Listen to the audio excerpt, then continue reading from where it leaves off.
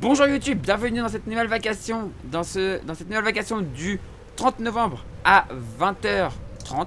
Je suis légèrement en retard, 20h33, mais pour moi 20h33 c'est presque être à l'heure, hein, vu le retard que j'ai d'habitude. On va faire le point sur la course virtuelle et la course réelle. On est déjà sur la course virtuelle, où on voit qu'on continue à filer à 15 nœuds 8, ça bombarde bien, hein, 16 nœuds. Il y a du vent, il y a des fois plus de 20 nœuds de vent, là on a 20 nœuds 2. Donc ça permet d'accélérer, ça permet d'aller assez vite, hein. On est maintenant à moins de 500 000 de l'arrivée, 463 000 de l'arrivée. Il nous reste un peu plus de 24 heures de mer, puisqu'on est censé arriver jeudi matin assez tôt. Assez tôt, donc ça va être cool, ça va être cool. Il n'y aura sûrement pas de live pour l'arrivée, parce que ça va être vraiment très tôt, vers 5h40, 6h du matin, grosso modo. Mais je pense qu'en fait, si vous voulez voir l'épisode en avant-première, je vais le tourner en vidéo. Et je diffuserai l'épisode en avant-première sur Twitch. Et après je ferai une avant-première aussi sur YouTube. Voilà, donc si vous voulez venir discuter, on pourra discuter dans le chat. Ou directement d'abord sur Twitch avec en vidéo. Et on pourra discuter en même temps. Moi je parlerai en vocal. Et vous verrez l'arrivée. Voilà. On est actuellement à 14 nœuds, voilà. Dans un vent de 19 nœuds, ça diminue un tout petit peu. Mais ça continue quand même à bien bombarder. 297 la route directe, on est cap au 298, c'est plutôt pas mal. Le routage, on peut aller voir ça tout de suite. Hop, je vous montre le routage, qui est toujours le même, hein. C'est toujours à fond la caisse, à 140 degrés du vent, en direction de la Martinique.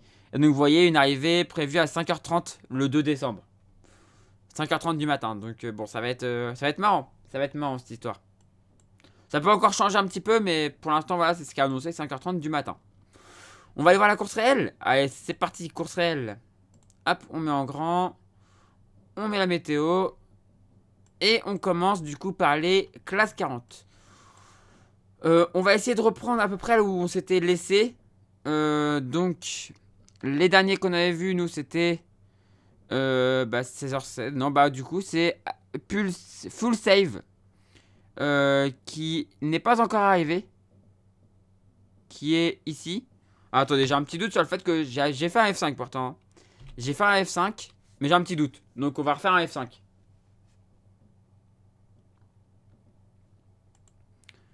Parce que... Non, c'est bien full save, ok. Parce que du coup, la dernière arrivée, 16h16, Inter Invest. Et ça, on l'avait déjà fait du coup. Donc on passe du coup à... donc ce bateau full save, c'est ce qui sera le prochain à arriver. Il est actuellement à 25,9 000 de l'arrivée. Derrière, on a la bataille entre Everial et Vogue avec un Crone. Vogue avec un Crone qui d'ailleurs a l'air de s'être fait dépasser par Everial. Parce qu'il y a une petite flèche rouge, ça voudrait dire qu'il serait passé une place derrière Everial. Et Everial a gagné une place. Mais ce qui se passe... En plus, non, ce qui se passe, c'est qu'Everial risque d'avoir la position entre Vogue avec un Crone et l'arrivée. Il va pouvoir en fait empanner ici. Empanner. Et se mettre du coup entre la Martinique et Vogue avec un Crone. Donc Vogue avec un Crone n'est pas très bien placé. Par contre, il y en a un qui pourrait... s'il va très vite, il pourrait revenir, mais ça m'étonnerait. C'est Visitant, qui lui n'aura pas besoin de faire d'empannage. Lui, il va pouvoir directement aller à la bouée... Enfin, aller directement au rocher du diamant. Donc, à voir. À voir, à voir. Derrière, on voit que c'est un peu plus au compte-goutte. C'est un peu plus écarté. On a Exploring Take for Good. On a Entrepreneur pour la planète. Et derrière, c'est encore un peu plus loin. Samsic et Leclerc. Randstad aussi.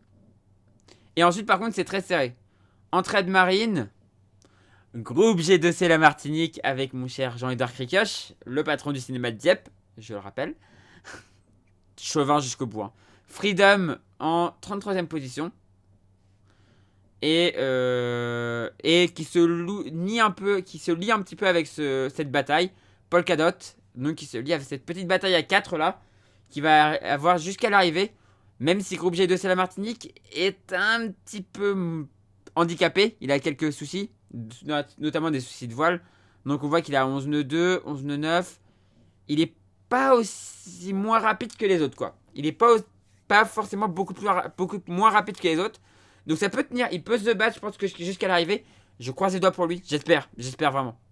Derrière, Saint-James, biscuiterie de l'abbaye.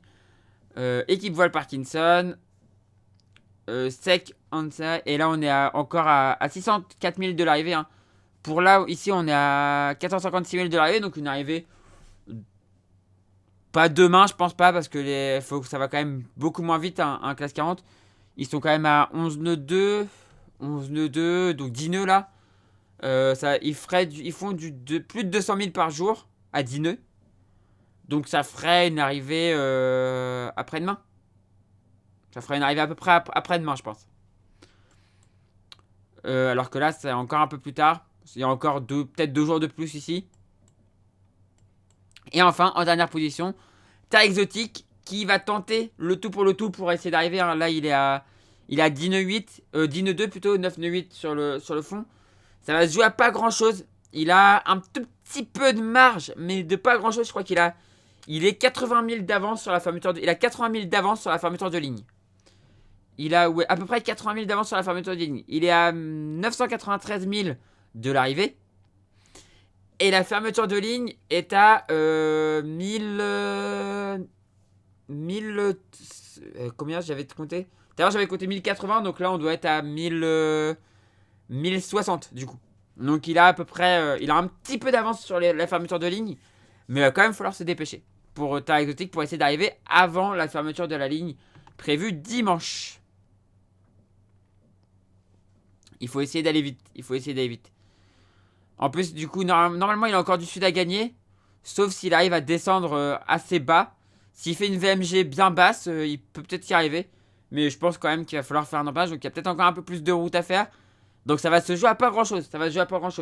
Mais dans tous les cas, on parlera de lui jusqu'à l'arrivée. Même s'il passe pas la ligne avant la fermeture de ligne, on parlera de lui. Parce que voilà, c'est important de parler même des bateaux, de tous les bateaux qui sont partis. Tout à l'heure, on a parlé de HBF Reforest Action, donc de Quito de Pavon, qui est arrivé à terre. Bah, on parlera du dernier, même s'il est obligé de finir hors course. On parlera de lui, bien évidemment. On parlera de lui. Voilà. On va passer aux IMOCA. Et chez les IMOCA, donc on voit la 19e position qui semble quand même se conforter pour les laboratoires de Biarritz, qui est à 271 000 de l'arrivée, donc une arrivée demain pour Tanguy et Denis.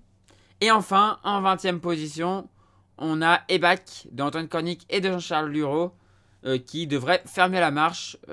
Ils sont 174 000 derrière les laboratoires de Biarritz, donc ils devraient finir dernier. Voilà.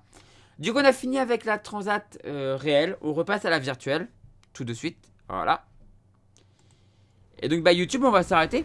C'est une petite vacation, mais maintenant, il n'y a plus beaucoup de bateaux en mer, donc c'est des petites vacations. Du coup, si ça vous a plu, on fait briller le pouce en l'air. N'hésitez pas à s'abonner pour ne rater des prochaines vidéos et de cette fin de Jack Wab. Et puis, on n'hésite pas à venir sur Twitch. Le lien en description de la vidéo pour voir les vacations en direct à 10h, à 16h et à 17h et à 20h30. Voilà. On n'hésite pas à venir. Le lien en description de la vidéo. Voilà. Du coup, YouTube, je vous fais des gros bisous. Je vous dis à la prochaine et ciao YouTube.